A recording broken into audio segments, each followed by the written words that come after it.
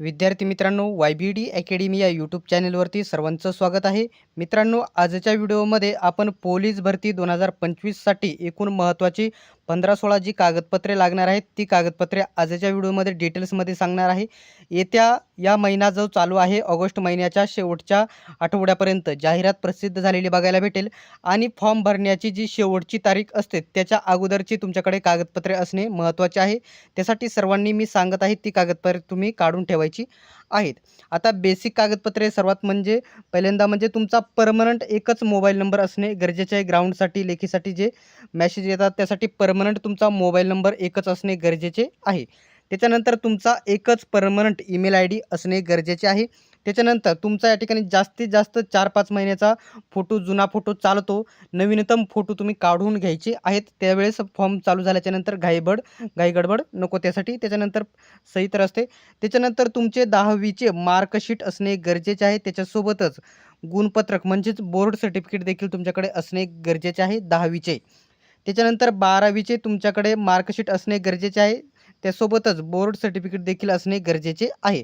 आणि आता पोलीस भरती 12वी पासवरती असेल, याच्यापेक्षा जास्त तुम्ही शिक्षण घेतलेलं असेल, पदवी, पोस्ट ग्रॅज्युएट वगैरे, तर ते देखील तुमच्याकडे प्रमाणपत्र असणे गरजेचे आहे.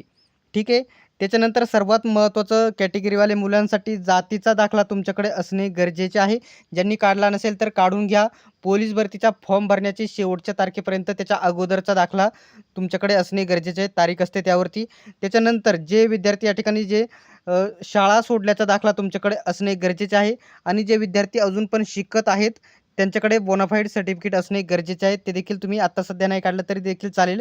परंतु जर शाळा सोडली असेल तर शाळा सोडल्याचा दाखला असणे गरजेचे आहे आणि शिकत असाल तर त्यावेळेस तुम्हाला बोनसफाईड काढणे गरजेचे राहील. आता त्याच्यानंतर नॉन क्रिमिलियर असणे गरजेचे आहे लागू असल्यास. आता SC ST कॅटेगरीला हे लागू नाही. इतर या ठिकाणी OBC, NTC, NTD, NTB वगैरे जे कॅटेगरी आहेत त्यांना लागू असते. त्यांनी नक्कीच हे नॉन क्रिमिलियर आत्ताच काढून घ्यायचं आहे. त्याच्यानंतर आहे अधिवास प्रमाणपत्र. अधिवास प्रमाणपत्र त्याला रहिवासी दाखला किंवा या ठिकाणी डोमसाईल असं सर्टिफिकेट असे देखील म्हटले जाते. ते तुम्ही लवकरात लवकर काढून घ्यायचं आहे, नवीन विद्यार्थ्यांनी अजून काढले नसेल तर. आता इथे सर्वात महत्त्वाचा पॉईंट म्हणजे मी तुम्हाला सांगतो, जर तुमच्या नावात बदल असेल, स्पेलिंगमध्ये मिस्टेक असेल, 10वीच्या याच्या मार्कशीटवरती, बोर्ड सर्टिफिकेटवरती, इतर कोणत्याही कागदपत्रावर जातीचा दाखला म्हणा, डोमिसाईल म्हणे, कोणत्याही या ठिकाणी कागदपत्रावर तुमची स्पेलिंग मिस्टेक किंवा नावात बदल केला असेल तर त्याचं गॅझेट बनवून घ्यायचं आहे. ते तुम्हाला सेतूमध्ये गेल्याच्यानंतर तिथे माहिती भेटेल. ठीक आहे.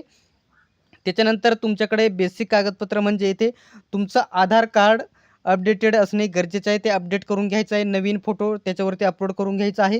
त्याच्यानंतर पॅन कार्ड देखील तुमचं असणे गरजेचे आहे. जर होमगार्ड असाल तर त्याचं प्रमाणपत्र लवकरात लवकर काढून घ्यायचं आहे. अनाथ असल्यास हे आरक्षण घ्यायचं असेल तर त्याचं प्रमाणपत्र काढायचं आहे.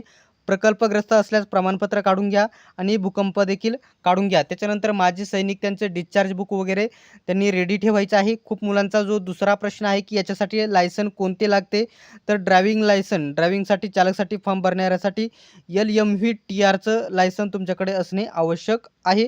लायसन देखील लवकरात लवकर काढून घ्यायचं आहे.